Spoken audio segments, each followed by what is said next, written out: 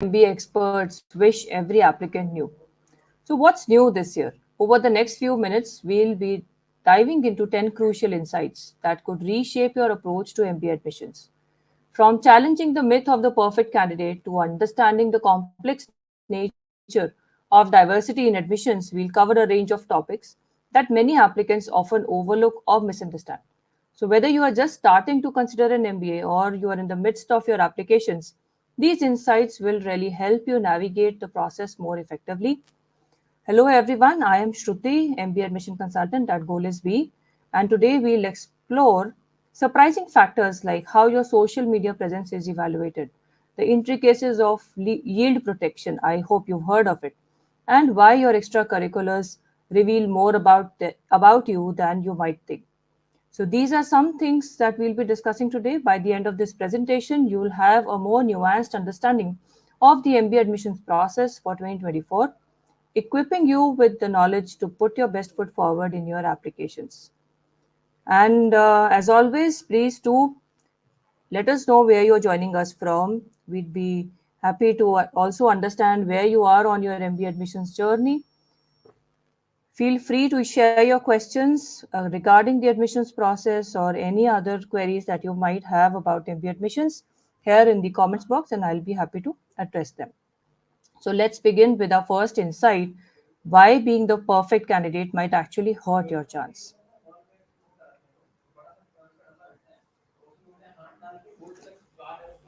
So let's start with a quick question. What makes a perfect MBA candidate? Is it the perfect GPA and the test scores? Is it the prestigious work experience that you're coming with? Impressive extracurriculars? Or all of the above? What do you think is more important for becoming the perfect candidate? Please do share your inputs on this question. This is a very interesting question. We in our calls are asked this question almost every day for whether I am the perfect candidate or how do I become the perfect candidate at all. Now let's meet Anirudh, the perfect candidate. 4 GPA from an Ivy League school, a 760 GMAT score, 5 years in a top consulting firm. He also founded a successful charity. And he speaks 4 languages fluently. Sounds impressive, right? Well, there's a twist to the story. Anirudh got rejected from top programs and quite a few of them. So the question is why? Let's play AdCom and see what really works and what doesn't work in this case. When you're looking at the perfect applicant, our yeah. So when you're looking at the perfect applicant, our assumption is that grades guarantee admission. So if you have perfect grades, if you have a great GMAT score, then you will definitely get into an MBA program of your choice. But the reality is, the AdCom is looking for where is the evidence of intellectual curiosity and academic challenges. Somebody who's got straight A's all along will probably lack these. Hi, do you need work experience before applying for an MBA, or can I apply straight away from my undergraduate?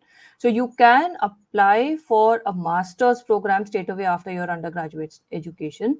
However, for your MBA programs, you do need work experience, and it's usually a minimum of 2 years for the US-based programs, and maybe around 3 years for quite a few programs based out of Europe.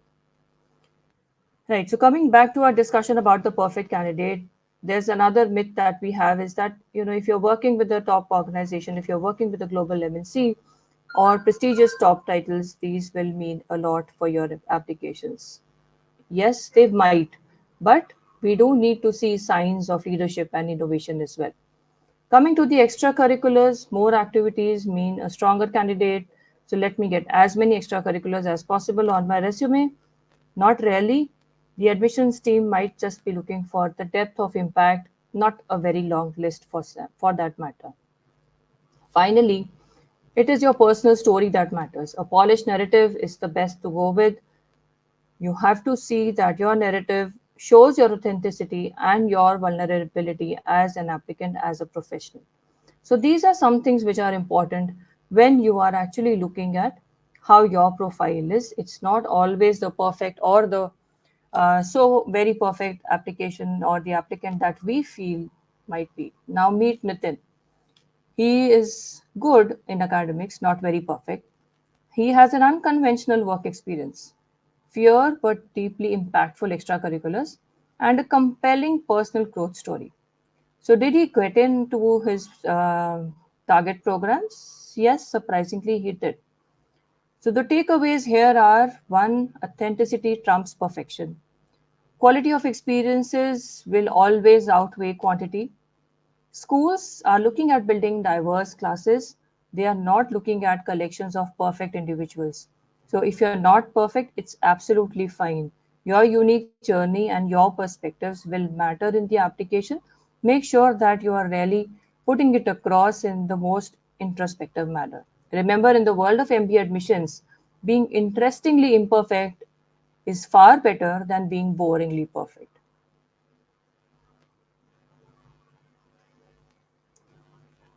So, guys, in case you have any questions, feel free to share them with us. And now we come to the next discussion about your digital footprint.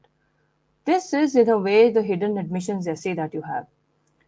So, a quick quiz, how often do you post on LinkedIn? How do you share your volunteering experiences? Or how do you share your industry expertise that you have built till date? Imagine the admissions committees have a digital time machine. They are actually not glancing at your profiles, they are deep diving into your online history a lot of times. So if you look at what type of applicants there might be, you will have, let's say, the oversharer, constant party pics, and controversial tweets. The result is red flags everywhere. Next, maybe the ghost, no online presence. It might seem very safe to be in that zone, but actually it raises questions about your engagement and your networking skills. Finally, if you look at the third category, that is the strategic poster.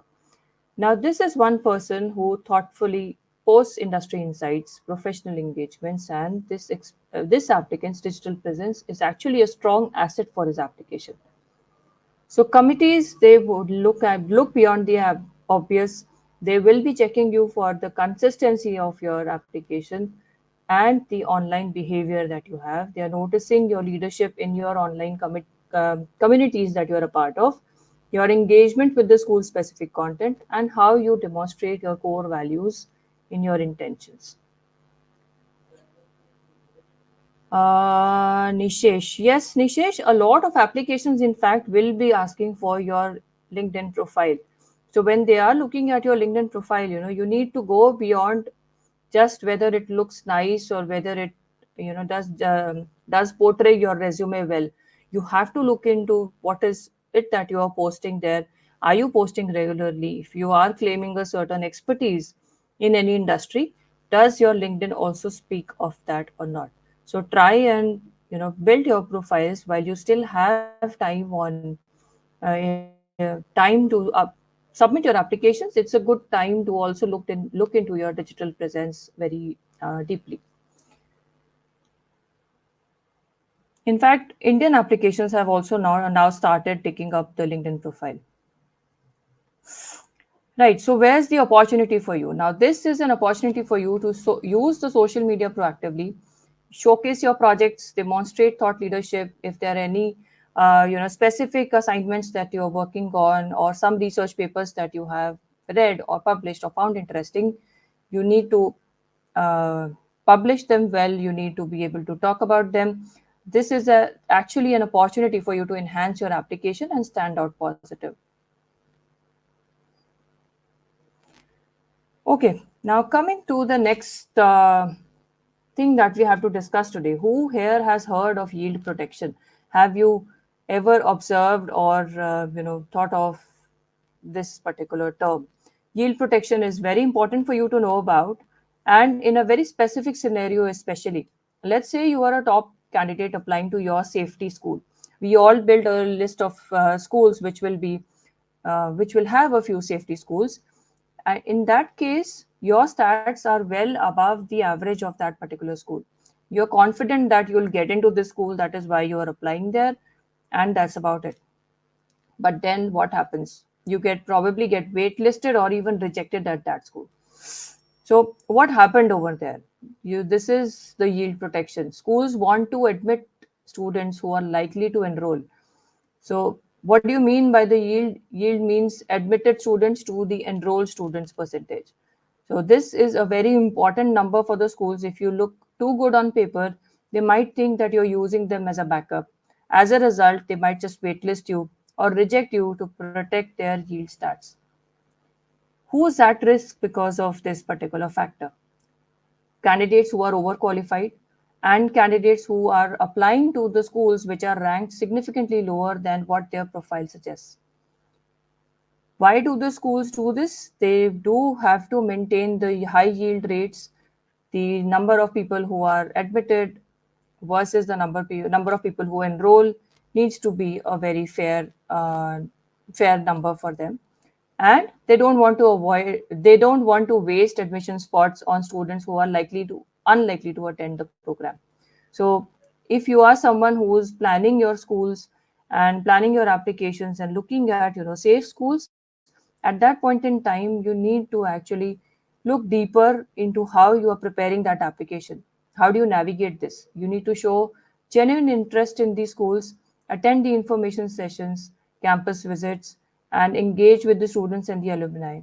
Write compelling why the school essays. Your why the school essay should not be a generic copy paste of any other essay that you're writing. You should also go deeper into the research and the fit that you feel that you have with the school, and then communicate it well. Second, apply to a range of schools, but make sure that there is a genuine fit. Don't just apply for the sake of just getting an admit and keeping it at hand. Remember that yield protection is actually not a personal decision. Nobody is doing that just for the sake of hampering your chances. It is statistical. Your job is to show to the schools through your application to show that you are not just qualified but genuinely interested in the parts of the program where you feel you will be a good fit for.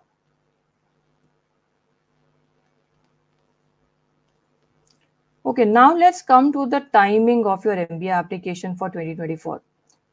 So the question here is, or let me ask you a quick question: which round are you planning to apply in the 2024 admission cycle? I'm sure everybody will come up with round one. Very interesting. And now let's see what's happening here. 2024 is actually not the average admissions year. The applications have increased, the volumes have increased, and there are myths which have been broken. Earlier is always better. If you want to apply to an earlier round, that's always the best thing to do. Probably not in this year. Second, a lot of people think that there are no spots left in the later rounds. At this point in time, you need to think again, because it's not how it is working this time around. Why? Because if you're choosing from, so there are two things applicable here. One is which program you are applying to. Are you applying to the Indian program, or are you applying to the international program? Second is what is your best fit school, or the most let's say most preferred school, and what are the deadlines for that?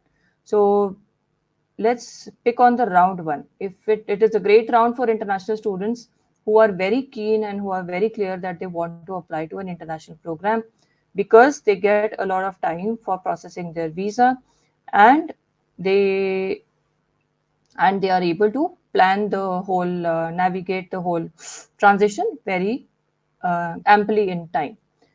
But rushing in with a weak application in round one, it's totally not suggested. Round two may be a sweet spot for you. You can work on your application, and it's almost enough time for you to also get the visa processed well. This is the case if you are applying to the international applications, especially for the international applicants, let's say Indians. Now coming to round three. Round three for international applications is totally not suggested for the sake of, the a lot of schools themselves, they mention that you should not apply to round three, and round one and round two are fairly suitable for international applicants to apply to. However, if you are a reapplicant, you have to very clearly see as to when you applied previously. Let's say you applied to round three of a particular school, and now you are planning to apply to round one. How many months have been since then?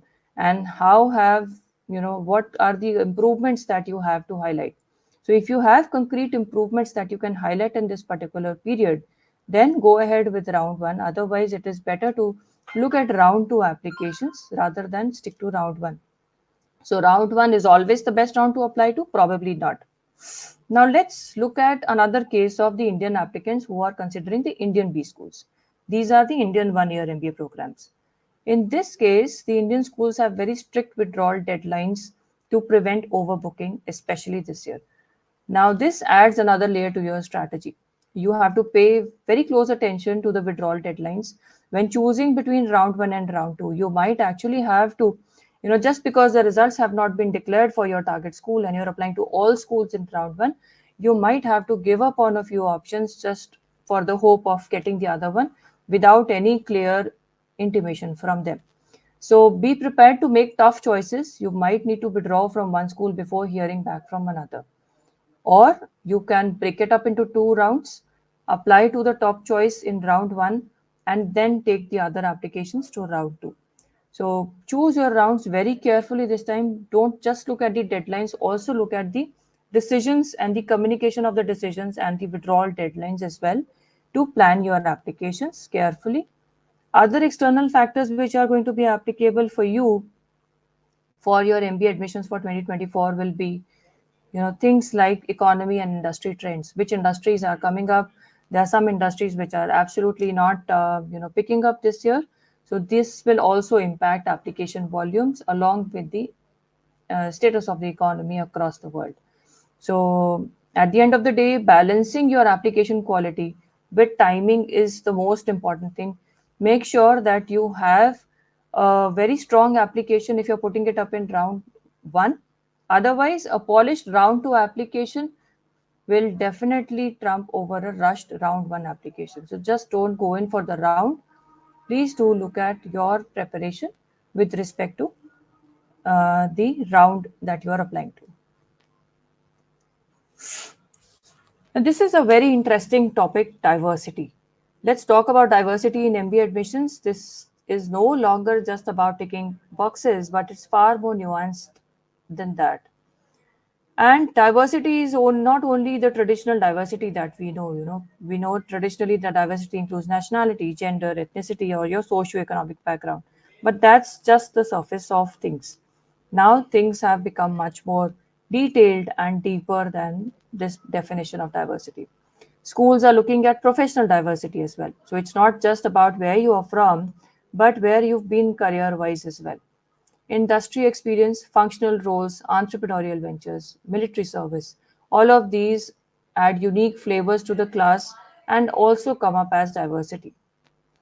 Now, there's another new aspect to diversity, which is the cognitive diversity. Schools want people who think differently. Various problem solving approaches, leadership styles, even different levels of risk tolerance. These all contribute to the innovation or the thought process in the classroom. So even these add to the diversity. Going one step deeper, look at experiential diversity. What are your unique life different experiences, your volunteer work, your cultural exposures, your personal challenges that you have overcome. All of these itself will also contribute to the classroom discussion and will also become a part of your diversity. So, and there's more yet, there's more to come to the diversity factor. You have the academic diversity. Which undergraduate major are you coming from? That also adds to the diversity. Have you followed a non-traditional educational path? Did you pursue any specialized certifications? We all know that uh, CA is a professional qualification which is very well valued, or even the CFA, even that is a very, very highly valued professional qualification. So all of these matter. And yes, then there is a goals diversity. So, what are your career goals? Are you going for the C-suite roles? Are you going to launch your startups? And are you planning to make a social impact?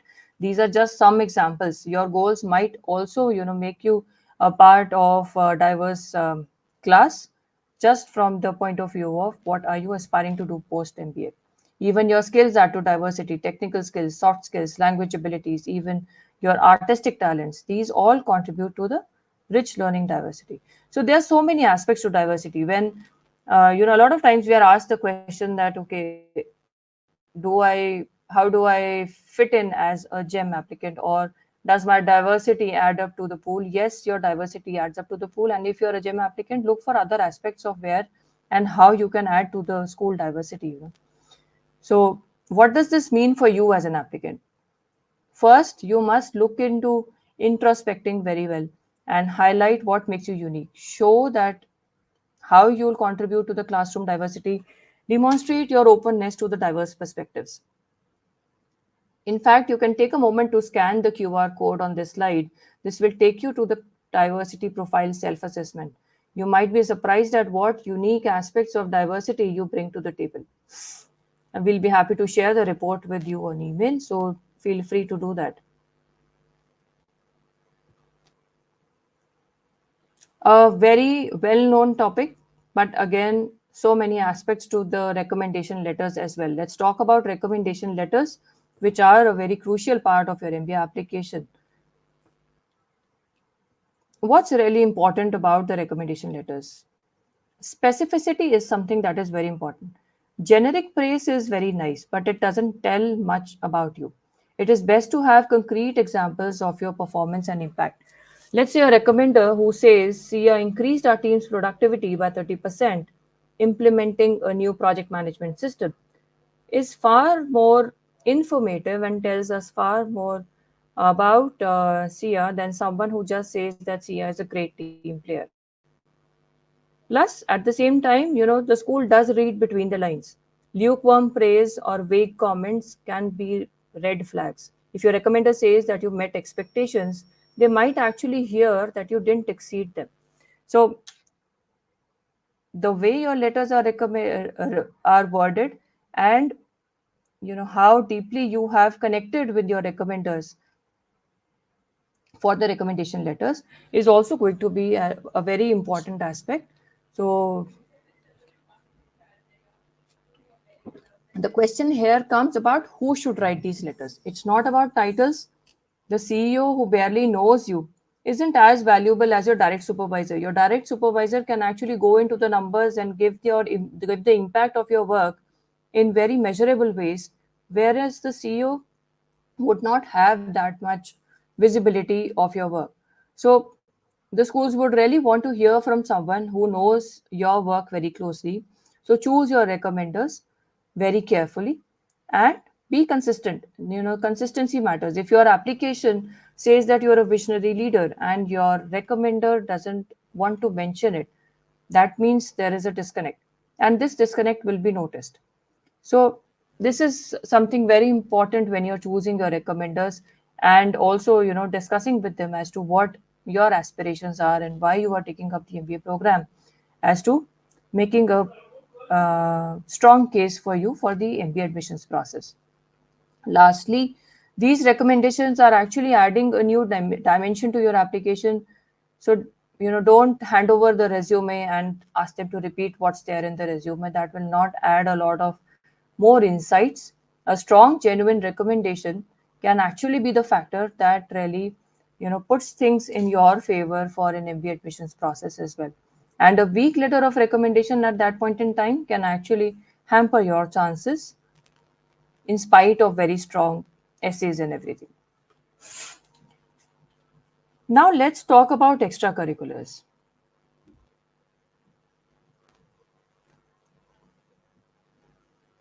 So they are not just a box to tick, they are a window of you really are. First things first, schools are not impressed by a long list of clubs and activities that you have participated in. What really catches the eye is your depth of involvement. So go for quality over quantity. You need to list down all your extracurriculars and see which really has a deeper impact. Make sure that you are able to demonstrate leadership and initiative. Did you start a new project? Did you lead a team? Did you solve a problem? And these experiences will really speak volumes about your potential to be a leader in the program and even after that. So there's another thing which is very important about your extracurriculars if you're going that deep dive into your MBA applications, which is consistency.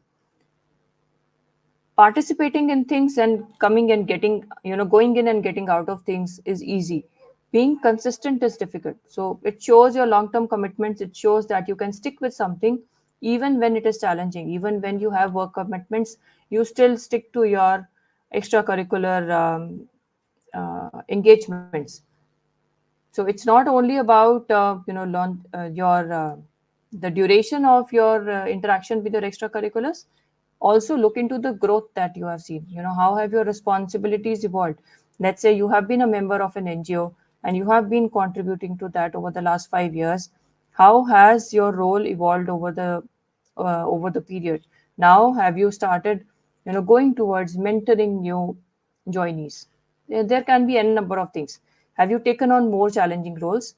These are some things which will really add color to the extracurriculars that you are mentioning. Go deeper into extracurriculars as well, not only your essays. Look into what your extracurriculars have been, which are the ones which really matter. Go for quality over quantity. Look at consistency and growth. Yes, coming to the 8 point for today. As an MBA admissions consultant, I can't really, stress on how important this is. Attention to detail in your application. You must have great essays. You must have a great presentation, but you should also look at, whether all of that is coming across as a very well proofread and accurate representation of your narrative. So brilliant candidates have usually, undertold about themselves. They have gone into grammatical errors. Applications have simple typos. The very common place where we see a lot of typos is the employment form. So where you are putting in your employment details, over there you will half fill it, or you will not just punctuate it well.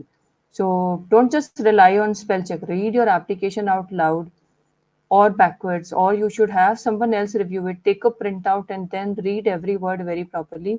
Get some fresh eyes to catch the things that you might miss. These are things which are very, very important in your application, along with stellar essays and everything else. Now, coming to customization, each school is unique. Your application should reflect that. There's so many candidates who will just write the same explanations and use a one size fits all approach, which is a big mistake.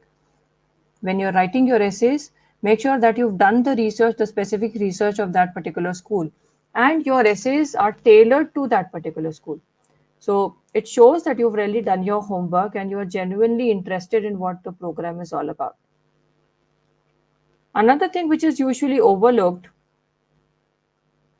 Another thing which is usually overlooked is consistency among all the application components. Your resume, essays, recommendations, and interviews of course will come later on, will and should tell a cohesive story. You must have everything in place. Discrepancies can raise flags. At some point in time you put a number in your essays and it doesn't connect to what you have put in your resume. That might raise clear red flags in your interview, which will probably be just the make or break of that situation. When you're writing essays or you're writing, given the write-ups, the short answer questions, word limits are the rules that you have to follow. Being concise is a valuable skill in business. So if you are not able to expand your essays to the complete word limit, it is okay. So a lot of times the application form doesn't let you go beyond the word limit. So that's not an option now. But when you are writing your essays, and if you feel that, I have a 500 word limit, but I am done in 400, then it's okay. Don't just add in filler content just to fill up all those 500 words. And this brings us to another essay which people usually use as a filler content, which is the optional essay. Use it very wisely to address any gaps or potential concerns in your application. At this point in time, it is very important for you to understand, what the optional essay is all about. If there are things that need to be explained, they must go there. The optional essay will definitely have an underlying prompt or things that the school qualifies that can come there. But if you don't have anything significant to address, it's best not to use it. So you again have to Go for quality over quantity. It's not that I have another space to write about myself, let me just use the optional essay. Use it very selectively. This also shows that you are very concise and precise with your words, and you don't superfluously add information to the application. If the optional essay says that you need to add it only if it is essential, then please choose to do that in that same manner. Another very important and overlooked aspect is engaging with the school. It is crucial to engage with the school, but there is a very fine line between showing your genuine interest and coming across as over enthusiastic or overzealous. So, it is absolutely important for you to interact with the schools. You must attend the information sessions, the webinars, and the campus visits if possible. When you are attending these sessions, do make sure that you are registering as well. So, because when you register, your attendance is noted, that also works for you. So these events are actually opportunities for you to learn about the program and demonstrate your interest with the about the program. But when you are at these events, participate actively but thoughtfully. Ask insightful questions. These will show that you have done your homework and you're not asking random basic questions about the program. Quality over quantity over here again. It's not about the number of questions that you ask, but how relevant and how thoughtful your questions are. So, more connect or more contact with the AdCom doesn't mean that it will have a better impression on them. So, whenever, even if you're connecting with the admissions team or the admissions, the school's admissions websites or the social media platforms, you must maintain that balance of quality over quantity, because it will somehow reflect in the process as well. And these are things which are important now. So, use your social media connect wisely as well. Coming to the last part, this is the 10th and a very important part, which of course is not yet there for anyone, but something that you should think about well in advance. It is a situation that many applicants face, being waitlisted. When you are waitlisted, the first of all, the first thing that you need to remember is that the waitlist is not a rejection. It is an opportunity for you to learn about the program and demonstrate your interest. But one needs, and the most critical step when you have been waitlisted is to thoroughly read and understand the school's specific waitlist policy. Every school doesn't invite interaction when you are waitlisted. There are some schools which will proactively welcome additional information and updates, and they will actually tell you the durations when you have to really update them of anything that is additional in your profile since your previous application. Others may not want any further communication. There are schools and programs who will not recommend reaching out for any particular updates on the waitlist, and you will be intimated as and when things happen. There are some schools which may fall somewhere in between with specific guidelines of what they will and they will not consider. So, whenever you are waitlisted or before you are applying to the schools, also understand the waitlist policy or the school specific instructions in the past about waitlist candidates. Respecting these policies is very crucial. If a school says that they don't accept additional materials and you keep on sending them, it doesn't always show enthusiasm. It just says that you don't follow instructions. So make sure that you've done your research, and when you're waitlisted, you are choosing your steps very carefully. However, if the MBA programs that you're applying to and you have been waitlisted, they do accept updates. At that point in time, it is important for you to focus on significant developments. Don't make a list of all the developments, focus on quality over quantity. Make sure that you have sufficient good things to talk about. Let's say a promotion, or you have worked on your GMAT or your GRE scores and you have updated that. You can update them of that, or you have completed some additional coursework or some particular certifications which will also add to your candidature. So you can update the school on that. So use this opportunity to reinforce why you are a great fit. And you can also discuss about any continued research or interaction that you have done with the school community. So make sure when the school is accepting updates, you focus on the quality and you mention all of these informations very timely into the system that has been provided to you.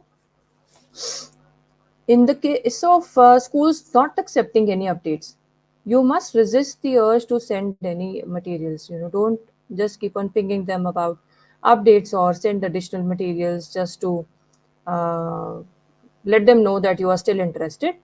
Instead, you should focus your energy on improving your profile for future opportunities, or let's say move to other applications. Waitlists take a long time to give you results. Most of the times, it will take very long for the waitlist to move. So the common question is whether to send a letter of continued interest. You can probably send it once, but again, it depends totally on the school's policy. So being on the waitlist means that the school sees potential in you. They are often using this waitlist to fine tune the class composition, and you can actually surprisingly hear back from them towards the end of the whole cycle. Your background might exactly be what they might require at that point in time, or they might need at that point in time in there, and your wait list may get cleared. So patience is key. Wait lists move very very slowly. A monthly check-in is usually sufficient, but only if the school welcomes communication. And the bottom line is that the waitlist is an extended evaluation period. How you handle it, especially how well you adhere to the school's policies, can really impact your chances. And in case there are any questions, I will definitely like to take them up. There was a power cut, but things are fine now.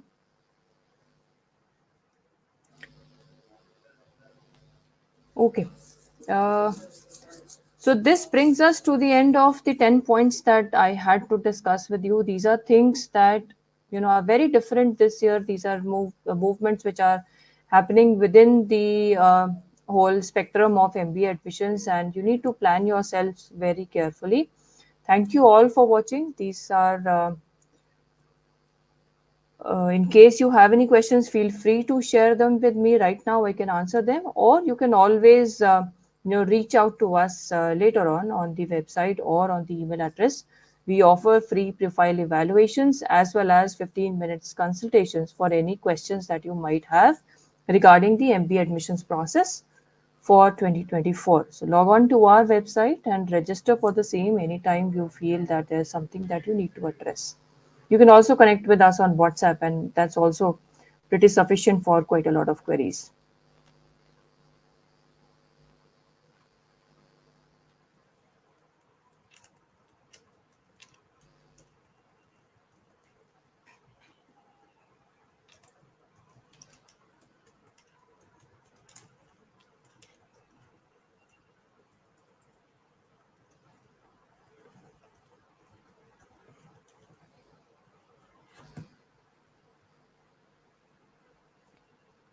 Vishak, tips for military candidates. So, Vishak, as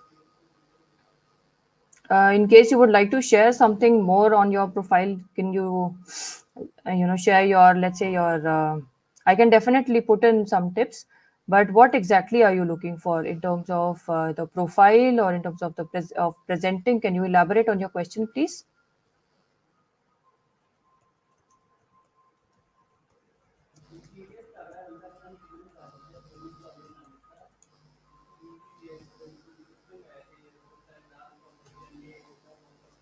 In general, if you're looking for tips for somebody from a defense background, so your background is very diverse. It's like a different world altogether. Why? First of all, get the clarity of why you're looking at an MBA at all, and then make sure that you are putting in your transferable skills very clearly in the respective parts of the application. So you have very clear takeaways from your military background to the corporate world. Be very sure of what those are and how you put up your story. The way you put up your story will also be very important. Your background is very welcome in the presentation in essays. So your background is very much welcome in the MBA class. Just make sure that you're focusing on the right stories and the right aspects of your stories. Focus on first identifying the goals properly, fitting yourself into the corporate world, your preparation for moving to the corporate world, and then also aligning your transferable skills as to what your background has been previously and how it fits in the world going forward. I think that's about it on the presentation in the essays. Easier said than done, but it will involve a lot of introspection. However, once you do that, I don't see that you should have a problem. In case there are any more questions, feel free to share them. We have a few minutes before uh, we end the session for today. Or otherwise, you can always reach out to us. I have mentioned the contact details here. Feel free to reach out to us.